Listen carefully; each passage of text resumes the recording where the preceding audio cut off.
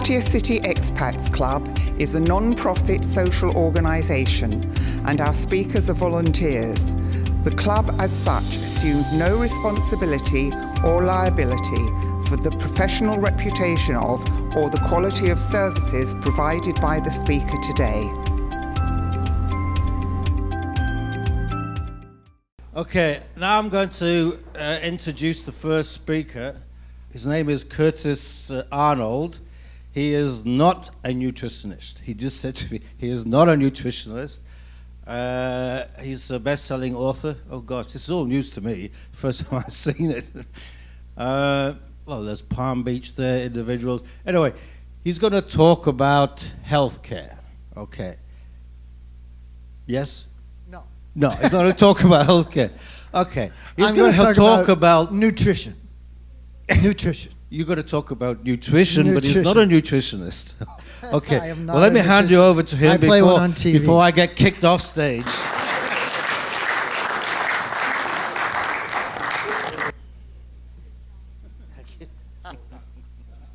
How y'all doing? All right. Well, I'm thrilled to be here. Thrilled to be anywhere at this age, right? So, I want to begin by going back 3.5 years. I live in a little town in Maine, and we don't have many dining options in this little town. We've got McDonald's, we've got a Burger King, we've got a Pizza Hut, we've got 2 ice cream shops, and we have 3 Dunkin' Donuts. 3 Dunkin' Donuts. So, as you can imagine, you know, most people in America are pretty overweight or obese.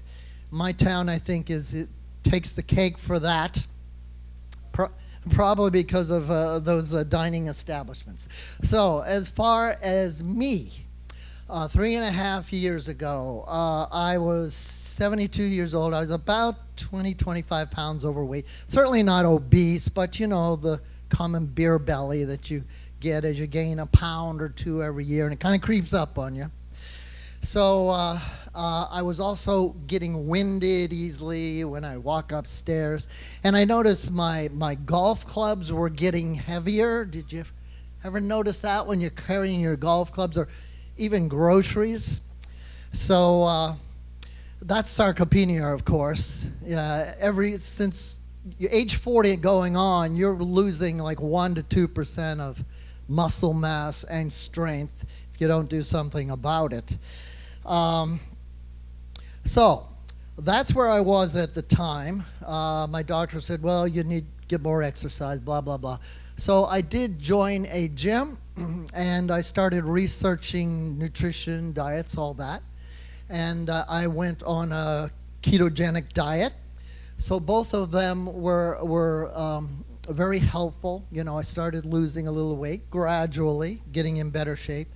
And then as I made some progress, I kind of got more and more interested in the field.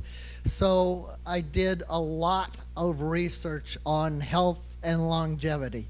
So every day I'd spend 3 hours in the morning at the library reading all the books that would come out, and then I'd go to the gym, and then in the afternoon I'd go to Barnes & Noble and spend another 3 hours reading all their books. This went on for a period, thank you, as a Barnes & Noble representative right here. So this went on for a period of 3 years. That's a lot of research, so I was really, really immersed in it. And about 2 years in, I moved from a keto diet to a little more strict carnivore diet. I found I had a lot more energy, a lot more strength, and also at about that time, I started taking creatine, which was just like a wonder supplement. And I noticed within a week of going to the gym that I could lift maybe 20% more than I did a week before. If I used to do 10 reps, I could do 12 reps. So the combination of being a carnivore and also taking creatine, along with a lot of other supplements as well, of course, really put me in pretty good shape. So by the time I was 75 years old, I had gone from about 190 pounds down to, a high school weight of 168 pounds. And, but more importantly was I had reversed 40 years of sarcopenia. So at age 75, I was as strong, or maybe stronger, than when I was 35 years old. So obviously the protocols that I had put in place, what I had learned, and how I had managed to put this all in place was working. So there were, as I said, a ton of people. So anyway, I decided, how can I help these people? Because like everyone was pre-diabetic and getting a metabolic disease. And I thought, and I know a lot of you guys in the room, and we're kind of all in the same place. Like, we've had successful lives and successful careers, and we get to this stage in life, and what do you want to do? You want to either try to give back, through volunteering, or you want to try to teach somebody something that that can maybe help them out. So that's the stage I was in. Went to my local church and actually started a health ministry to help some of these people. I developed 6 one-hour seminars. The first one I'm going to do today, but I'm not going to do an hour because I don't have an hour. I have like 35 minutes here. So I tried to condense the first seminar. I was not able to do it. So what I decided to do was just cut it in half. And I'm going to do the first part today, and then I'll come back another time and do the second part. So the first part of the seminar today is I'm going to really point out the problem that we have, because we have a huge problem when it comes to nutrition. And then I'll also teach you exactly how everything that you eat affects your body in a way that you probably don't know at this point, because I didn't. I don't think, normally you unless you do all the research, you'd know this. So anyway, I hope it's informative, and as I said, come back another time and I'll show you exactly how to apply the protocols that I developed over time. Without further ado, here's what you're going to learn today. Going to learn why good nutrition is so difficult, why poor diets cause chronic disease, why modern medicine is not the answer. I think you know that. What food really is. You're going to learn how carbohydrates, fats, and proteins really work, why your mitochondria hold the key to your health, and what causes insulin resistance, and why your choice of fuel for your body matters. It all starts with the earth. Our nutrition problems start with the land because the nutrition is just not there in the ground anymore. It's been depleted. 50% of Americans are nutrient deficient. And the food that you eat looks the same, but it's not the same. For example, protein in wheat has fallen 24%. Vitamin C in potatoes is down 55% since the 1950s. Why? Tillage. Intensive tillage is destroying the soil. And foods have 25 to 50% lower nutrient density when compared to the 1950s. Pesticides is another problem. You think pesticides, well, I'll buy my vegetables, bring them home and wash off the pesticides, be sure they're all clean and we're good to go. Well, that's not the problem. The problem is that the chemicals in the pesticides can impact the plant's ability to absorb nutrients. So, that's the ground and the earth and the depletion of the nutrients. What's next? Well, next we harvest the crops and we bring them to a place that looks like that. And heat is used in processing, and it degrades vitamins like vitamin C and vitamin B. And refining grain strips away the bran and the germ, stripping away fiber, vitamins, and minerals. And this is what we wind up with: ultra-processed, industrialized foods. And those foods make up 70% of the calories that we consume. And eating these industrial foods has resulted in 50% of the population being deficient in micronutrients. Best-selling book, #1 bestseller, Ultra-Processed People. Why do we all eat stuff that isn't food, and why can't we stop? Great title for a book. And the reason is these companies purposely, chemically engineer these foods that you eat to be addictive. In fact, a lot of these food companies, yes, thank you, a lot of these food companies were actually owned by tobacco companies who set up shell companies to buy these food companies. So they knew what they were doing in addicting people. What's the impact on your health? 95% of all chronic disease is caused by your food choice and the toxic food ingredients they put in there, like the food additives, and nutritional deficiencies, as I pointed out originally. So, you are what you eat. 40% of children are obese. 74% of adults are overweight or obese. 60% of people have a chronic disease. But chronic disease is 100% preventable. 100 years ago, we had no chronic diseases. Yet now, they are the biggest killer out there. Heart disease, cancer, diabetes, and Alzheimer's. Those are the 4 killers. It's the leading cause of death worldwide. The problem is these diseases begin 10 to 20 years before they're detected.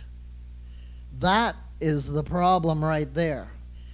You could be sick and not know it.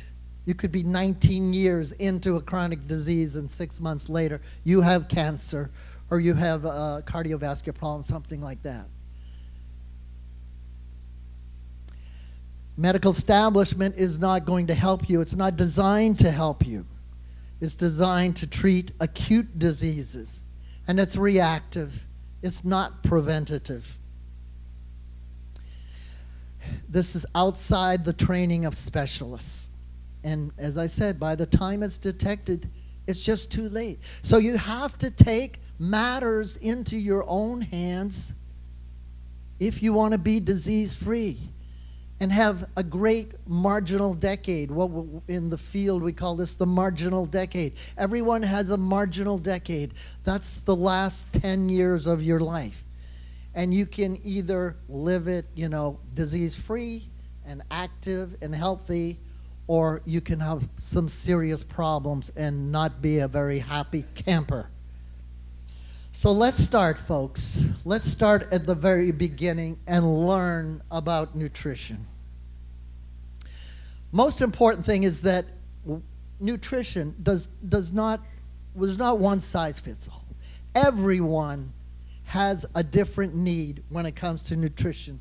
So don't listen to your brother or your friend about what you need to eat and what you don't need to eat, because they're different from you. They have a different genetic makeup. That's going to determine what you need to eat to be healthy, as well as your age. You can't, you can't take a 90-year-old woman and maybe put her on a carnivore diet like you would for like a 50-year-old man who's still working out. So age plays a big role. And medications. I don't know if I told you, but I was on medications too, prescriptions, all that. 0. So I got off all prescription medications beside losing weight, beside getting stronger and combating sarcopenia as a result of the protocols I put in place. The average American is on 4.3 medications. I won't even ask, how many you're on, because you're probably on 1, 2, or 3 at least. All right, let's look at the basics. Everything you eat is one of 3 things. It's a carbohydrate, it's a fat, or it's a protein. Now, those first 2 are fuel for your body. The third, protein, is not a fuel. That builds structures in your body. Let's start with carbohydrates. You've got simple carbs and you've got complex carbs. What's the difference? Well, there's simple carbs right there for you. You got your soda, your cereals, most breads. A lot of people don't understand that when they're eating bread, they might as well be eating a candy bar. There is absolutely no difference. That bread is a simple carb and turns into sugar as soon as it's digested. We've got complex carbs. Now, they're different. They're digested more slowly, and they provide steady energy release and stable blood sugar levels. Often nutrient-rich, containing vitamins, minerals, and fibers.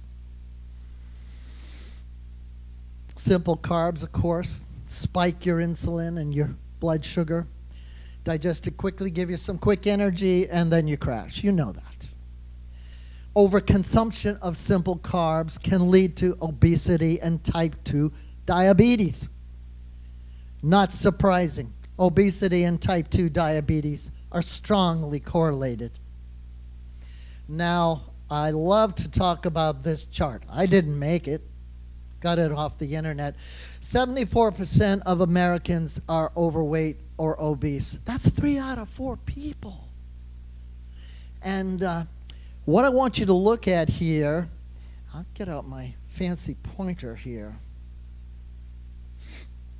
I want you to focus down here on this blue. It says normal.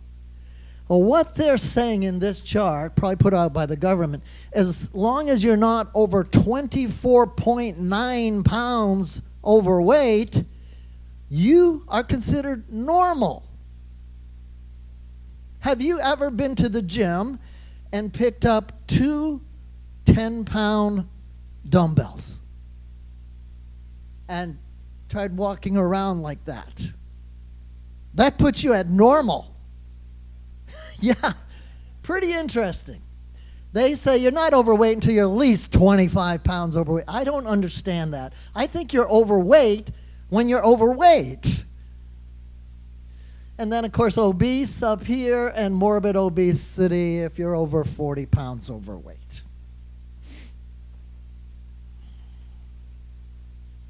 Let's talk about mitochondria, probably the most important thing you can possibly learn about how your body works. They are the engines in every cell that produce the cellular energy to function every organ in your body. And that energy is called ATP. Mitochondrial dysfunction can result in cellular death. Called senescent cells, these zombie cells can play havoc with your neighboring cells. They leak out cytokines, they kill the neighbors, and you get senescent cells. It's a bad thing, unless you get some autophagy going with some fasting to clean them out and rebuild them. So here's your mitochondria. I love a pointer. Feels so cool with this.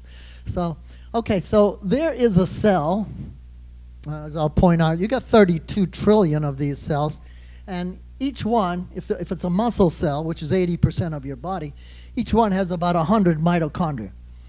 They're actually called organelles. They're a type of organelle. You got a lot of things going on in a cell. You got your DNA and everything. And a lot of circuitry going on. But let's just focus on the mitochondria, because these are the engines right there, and they show it to you right there what it looks like. Those are the engines that power everything that goes on in your body.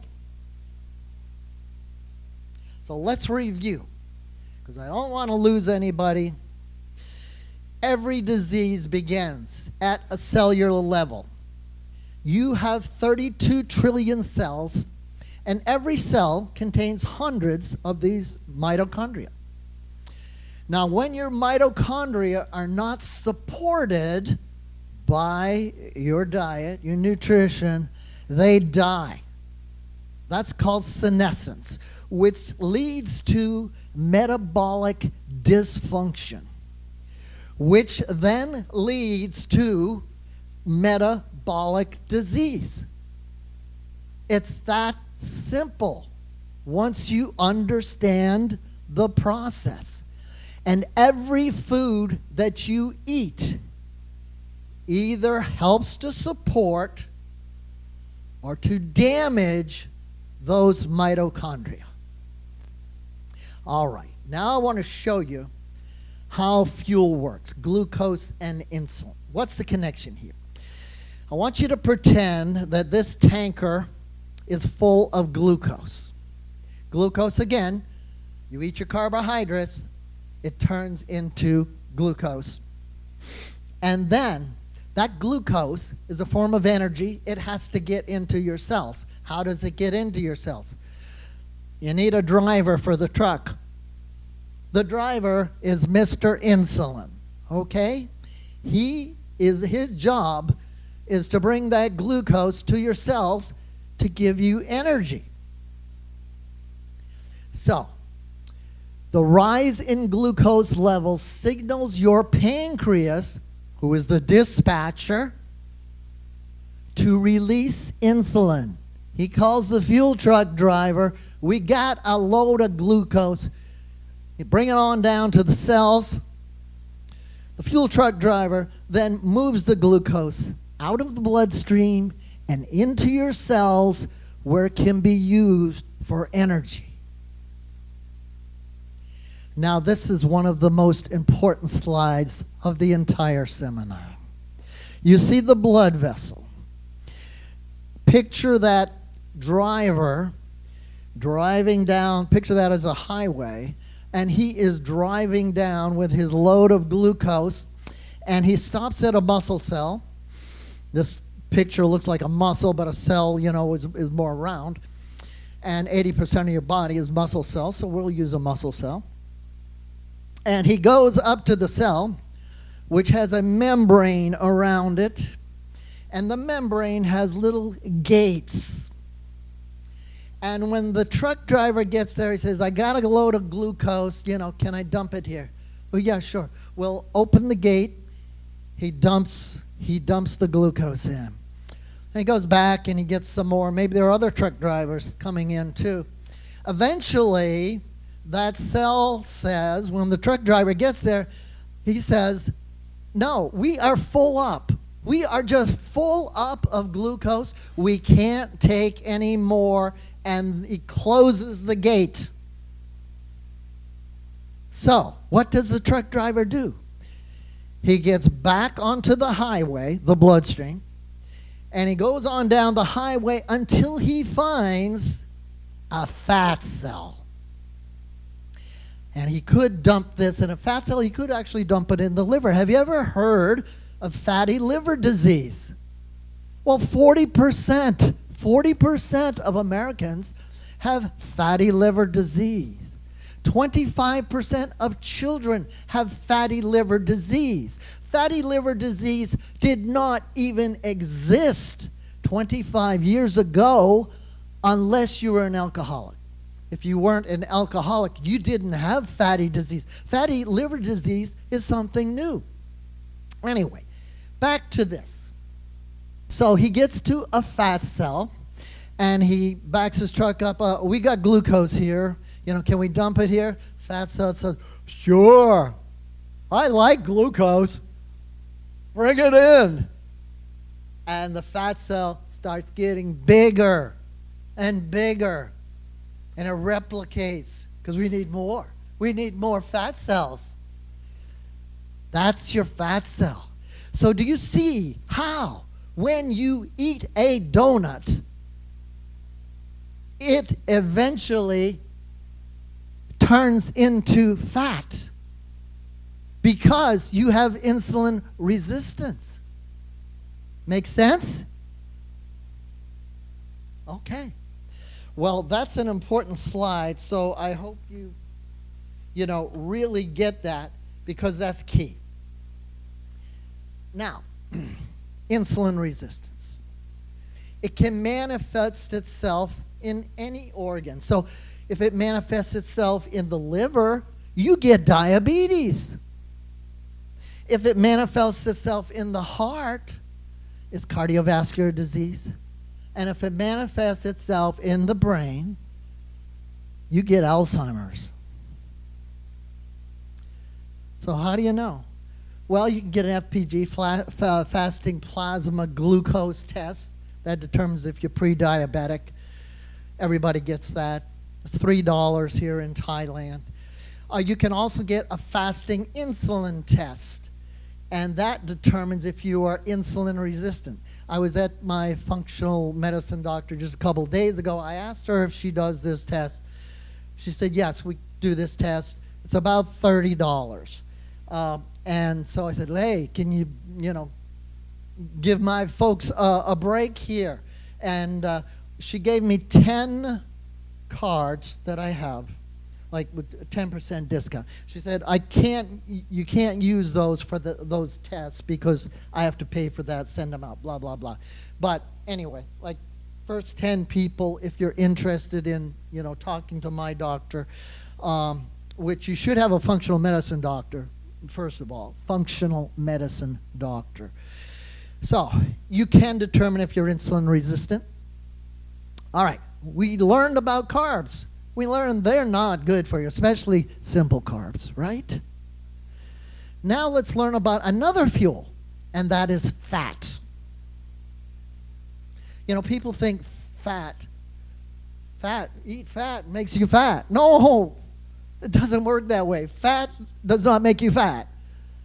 Sugar makes you fat. Carbohydrates make you fat. So there are 3 types of fats. Don't get too hung up on them. But there's, first of all, saturated fats. You can see those are eggs, butter, beef. Very much keto, very much my diet right there. I have a steak every night. Every night I have a steak. And it does not trigger insulin resistance. Then you have polyunsaturated fats. They are rich in omega-3s. That's like your wild fish and your avocados. And they regulate leptin. Well, what is leptin? Leptin is a hormone made by those nasty fat cells that regulates the appetite. So it's those fat cells that make you hungry. Can you go 16 hours? Can you go 6 hours without eating and without feeling hungry? If the answer is no, I'm going to feel hungry, in a few hours or 4 or 5. I'm going to feel hungry. I got to stop and get a snack or, let's get dinner or whatever. No, you're already insulin resistant. Why no? I go 16 hours never feeling a pang of hunger because I'm an intermittent faster, and my fat cells are not talking to me. Your fat cells are talking to you. They're releasing this hormone called leptin that says, we're hungry. Give us some more fat. Give us some more fat. Okay? Don't listen to your fat cells. Then we've got monosaturated fats. They contain oleic acid, one of the main fats in the Mediterranean diet, and they improve your insulin sensitivity. Example would be extra virgin olive oil. However, do not cook with extra virgin olive oil, because if you do, it has a low smoke point. And when it hits that smoke point, the bonds break and it actually changes and turns into a trans fat, which is the worst thing you could possibly want to do. There's unhealthy fats, deep fried fast foods, and even cakes, cookies, and pies. You know, you see a cookie, you don't think that's fat, do you? Well, I'm afraid it is. In fact, I kind of found out the hard way. And that's because I go to Starbucks every day and do some work. And, you know, they have, I don't know if you've seen, but they have chocolate chip cookies there. Chocolate chip, you know what I'm talking about. Oh, my God. And what do they ask you when you buy your chocolate chip cookie? They ask you, would you like that warmed up? Would you like that warmed up? And I go, oh, yeah. You know why? Because I grew up on chocolate chip cookies. My grandma lived at our house. And, you know, I would come home from school and have a glass of milk and some chocolate chip cookies right out of the oven. Right, nice warmed up chocolate chip cookies. So when I saw those at Starbucks, I said, yeah, give me one of those. And then I looked it up because I heard something about it in the research, and I was floored, full of bad fats. So I thought it was just carbohydrates. Okay, I can stand a bit of carbohydrates. My body's conditioned to, you know, throw that off easily. But when I learned about all the bad fats in those chocolate chip cookies, it was a downer, I want to tell you. All right, you do not want to cook with industrial seed oils. No. High in omega-6 polyunsaturated fats. Bad for you. And you know, even when you go out and you spend a lot of money at a nice restaurant, you get some fried food. Guess what they're cooking with? They're probably trying to save money and using something like that to cook your foods with. Well, what's that going to do? Toxic inflammatory chemicals, they accumulate over time and they cause metabolic dysfunction. We learned what that was. The half-life of seed oils in your cell membranes is 600 to 700 days. So, when you cook, use avocado oil, coconut oil, butter, or ghee. Belly fat. Now, we talked about this, but I didn't have this nice image. So, we should do it again. When the cell's ability to take in glucose is compromised, you get insulin resistance. Glucose can then knock it in and is stored in your fat cells. This is the primary cause of stubborn belly fat. Right there. Everything you need to know about your belly fat. I want to talk about the fuel you're putting in your mouth for your body, because you have oxygen and you have the food that you eat for fuel. They combine. Oxidation. That's like a furnace. Anyway, your body runs just like a fire burns. Two types of fuel. You've got glucose that we learned about coming from your carbohydrates, and you've got ketones. Well, what are ketones? Well, they're created when you eat healthy fats. So you got your choice. Which is better? Ketones is the better fuel. The ketogenic diet. Ketogenic diet is about like 40% fats and 30% protein, maybe 20% complex carbs.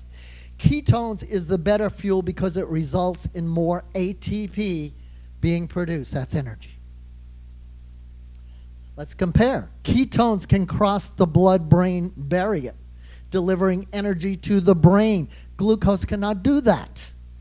Now, on a keto diet, your body actually switches which fuel it's going to use from burning glucose for energy to burning fats, which produces ketones.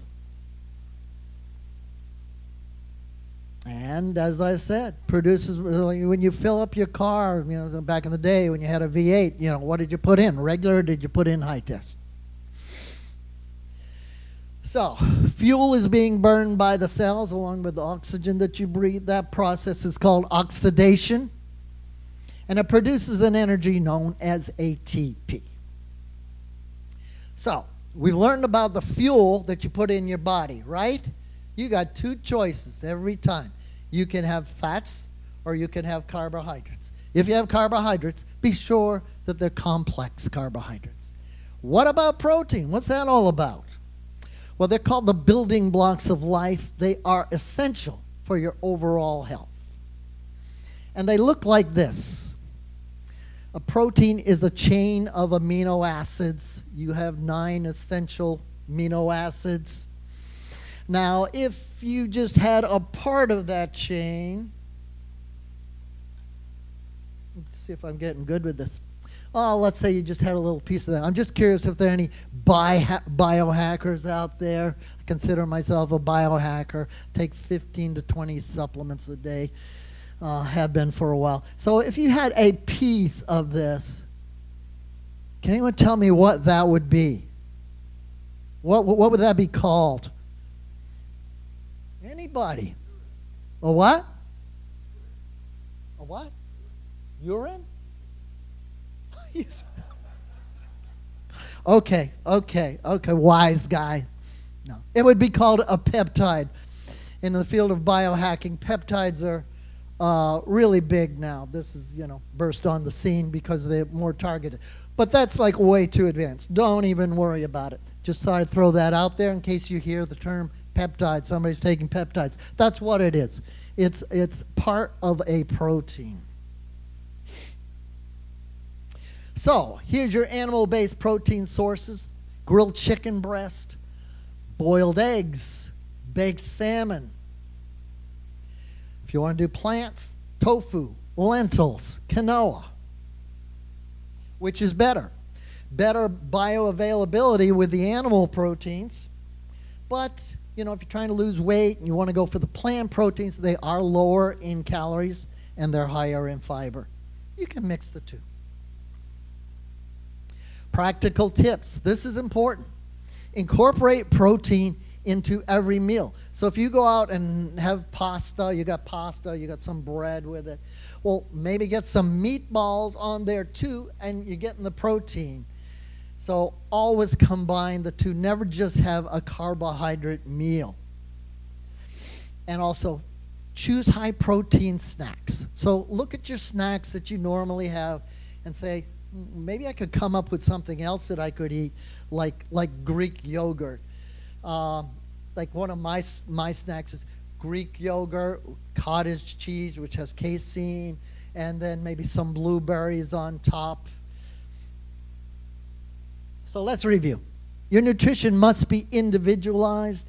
You should eat complex carbs, avoid simple carbs. Your diet should consist of more fats and proteins than carbohydrates. Proteins contain amino acids, which are the building blocks of life. You should aim to increase your protein intake. I guarantee just about everyone in this room is not getting enough protein. As we get older, our ability to process and assimilate the protein that we eat goes down and down, so we need to eat more and more to avoid sarcopenia and wasting away. You should aim for 100 grams of protein a day. So if you eat 3 meals, try to get about 30 grams of protein in every meal. I start my day, as I told you, I'm an intermittent faster, and you'll learn more about that in part 2. But I start my day with a protein shake like about noon, because I work out in the morning and then have a protein shake about noon. So I have 4 eggs. That would be 32 grams, like Rocky used to do. Remember the movie and all the eggs he used to eat? So 4 eggs and then a scoop of whey protein, which is 30 grams. So I'm starting right off with 60 grams of protein before I eat a morsel of anything else. And as I said, in the evening meal, I always have a steak.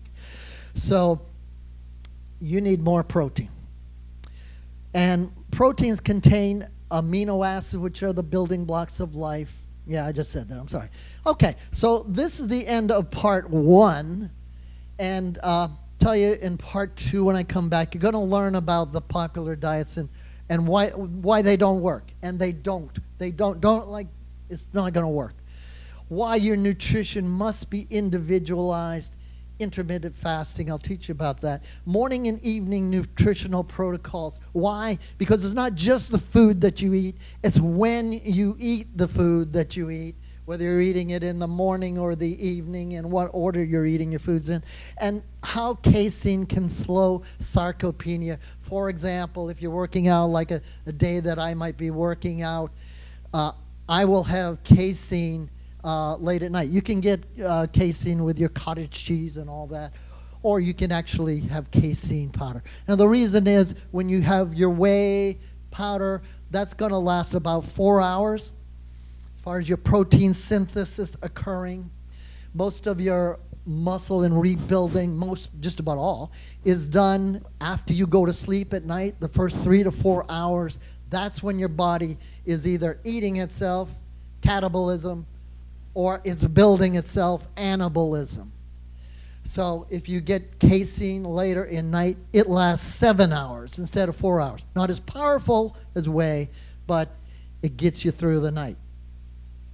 Again, why you need protein, how to get it, and the best choices for butter, cheese, and fish. Do we not all eat butter, cheese, and fish? Yeah, but guess what? So I'll tell you the number 1 butter to get, and also the number 2, in case you can't find the number 1.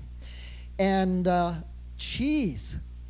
There are cheeses that are just unbelievably good for you. And there are cheeses that are unbelievably bad for you. So we're going to go all through the different cheeses when you get to the grocery store and see what kind of cheese you should buy. You're going to learn that. Same deal with fish, okay? You got a ton of fish to choose from. Some are extremely good for you. Some are extremely bad for you that have high mercury content, etc. All righty. I'm going to end it right here with a quote from Tony Robbins, one of my gurus. A person who is healthy has 1,000,000 dreams, and a person who is not has only one. I'll open it up for questions. Yeah, thank you. You're welcome. Listen, we've got a sign-off sheet here. Email. I know it's always a lot of information. What I do is if you put your email down here, I will send you a PDF of this entire speech. And so yeah, sure. So we're going to pass this around. Be sure it gets around to everyone. And be sure you sign that. Again, if you want to talk to my doctor, I got 10 of these. Yes, sir. Just a quick question. I'll say it out loud. Okay. Just a quick question. Genetics, how does that play into all that you're talking about? Well, that's a good question. If you didn't hear it, he talked about genetics. How does it play into what I'm talking about? And that is because of a field called epigenetics. Now, what epigenetics means is that those genes that you inherit can be turned off or turned on, and you can actually change your genetic disposition by using nutrients, proper nutrients. Yes? I have a question. Thanks for that presentation. That was good. Thank you. Oh, okay. So the question I have, it's a statement and a question. So I read somewhere that the average doctor takes 7 years to be a proper doctor, but only takes 6 hours of nutrition. Absolutely. So if you didn't hear that, my kids are doctors. Everyone in my family is in the medical field. So, I'll let you finish. But he said they get 6 hours of nutrition, learning about nutrition. So your doctor, a normal doctor, does not know. You know more right now about nutrition than your family doctor does. I will guarantee you that. And the second part of that is this room here is a gold mine for the pharmaceutical industry. This room here. So how do we trust our doctors? Let's find out. I'm sure you're not going to be embarrassed by this. But we'll see how you compare it to America, because I think we're more healthy here. But if you take a prescription, if you take one prescription medication, raise your hand. You take none? You people take no prescription medication? They didn't One understand or the more. question. One or more. You take, that's better. One or more. Okay, keep your hands up. Do you take two or more? Keep your hands up. Well, we've got some healthy people that don't take two. All right, good. How about three or more? The hands are dropping. Okay, well, most of you do two to three prescription medication. That's not bad. As I said, in America, it's 4.3 now. Did I finish answering your question? Yes? Okay. Next question. I got a gentleman over here.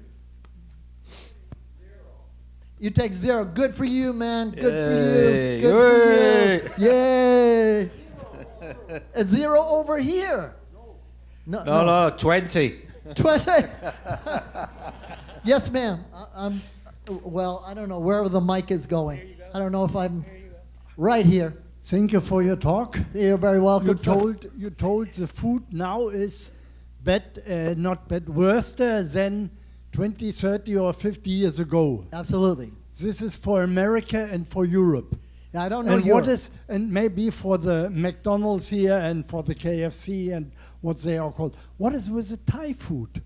I don't know anything about Thai food. Okay. So you're asking me a question that I don't know, and Okay. I certainly won't respond to something that I'm not Thank educated you for your in. talk. And we've got a woman over here. I'm for 30 years with a holistic doctor. I take none. Good for you, ma'am. But With a good doctor, you say? you cannot find a holistic doctor here. Oh, okay. Yeah. Okay. I'm surprised. Yes, sir. Or I don't know. I'll let this man decide on who has their hand up, because I got people all over the place. Yeah, excellent talk. Thank you, sir. What a breakdown. I must be saying something right, but since I was 16, I've regularly exercised, but also had a good balanced diet. What I think is a balanced diet. A load of eggs, cheese, butter, and they keep saying all these are bad for you. Well, that's 50 years out of date. Yeah, but do not listen to, what's 50 years out of date. Go ahead. you've not included any supplements. And that's because that's another talk. Yeah, That's a talk that I did yesterday on I've supplements. taken probably three main supplements. One's cod liver oil. Yep, Ever since I was great. 15, Good stuff. and I'm getting on now. I'm getting a bit long in the tooth. Most people know how old I am, so we won't laugh about that. But I also took other supplements which have benefited me, and I think the main thing is you must burn these dangerous fats. And I find simple exercise, which is what I do every morning without fail, 20 minutes of calisthenics. I don't go to the gym. I do my own exercises. Absolutely, and it's a good point you made, thank you. Because if it comes down to nutrition or exercise, and it shouldn't, you should be doing both, but exercise is the most important thing for longevity, and that is another talk. It's about strength, cardiovascular health, mobility. It's another seminar. As I said, I have 6 seminars in this series. You're getting the first half of the first seminar. The exercise seminar is fantastic. I really like it. Over here. Finished. I Gotta congratulate you. move on. I congratulate you because you put it in simple words that most of us can understand, and thank you for that. Appreciate it. I got someone over here, and then I guess this man wants. Go ahead. Thank you for speaking today. I found it very interesting. This I've got kind of two questions, and they may be considered a follow-up to the last one, but it may also be straying into your next topic, so I apologize for that. You've talked about eggs, eating eggs, Yes. and eating butter. Yes. I haven't eaten butter since high school. Mm-hmm. It's all been margarine. Oh, bad. Oh, Okay. And like eggs, bad. like I was diagnosed with hyperlipidemia about 20 years ago, so I'm on Lipitor. It's well controlled, but like eggs were like, why don't you just go play in the traffic? It's so bad for you. Well, yeah, that's what they used to Yeah, say. so I find that very interesting, so, have 4 eggs a day. Well, why don't you just shoot yourself? So Yeah, no. I hope you explore, I hope most you of the explore things- those topics in your next talk. Most of the things that we think we know about nutrition have been turned upside down, just completely turned upside down in the last decade or so. So you really have to stay up with the research, which is what I do and what this business does, staying right on top of it. In fact, even Robert Kennedy just got all this stuff changed. I think a lot of you probably heard that in the news, because it was just so wrong and outdated. And these studies that you hear, they're being funded by food companies. You just can't believe it. So you've got to dig deeper and see the research coming out of universities all over the world. Okay, we've got Daz here. Thanks very much for your talk. I enjoyed it, and thank you. I'm a definite follower of that kind of science. But for those living in Thailand, just learn to tell your Thai chef that you don't want sugar in your food, because one of the reasons Falang love Thai food so much is because it's got lots of sugar in it. No disrespect to any Thai chefs in here, but learn to say "Mai ao wan karap." Okay, last question, please. No, I have. Last question. It's No. not exactly a question. By the way, you mentioned about butter. When I told my diabetic doctor I was eating margarine, she says eat butter. Good for But her. at any rate, what I'm going to, I maintain our website and so forth. But would you have any objection if I put your presentation onto our library for our website with a link to the video we're making of this? No, of course not. I'm trying to share this information. That's my purpose in life, if you will, now at this stage in my life, is to try to help people, try to share the information. Obviously, what I've learned, the protocols I've developed have worked. So I think I have something that works, and I think I can help people at whatever stage you're at. I guess. We will post it.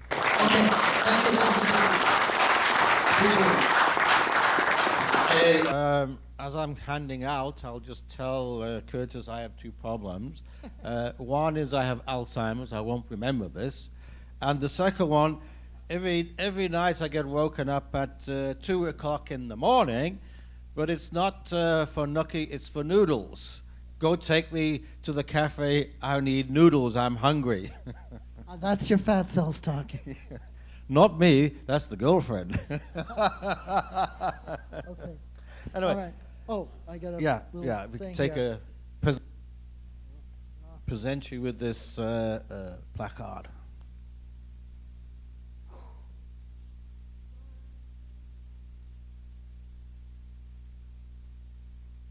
Thank you. Okay, every round of applause. Very good.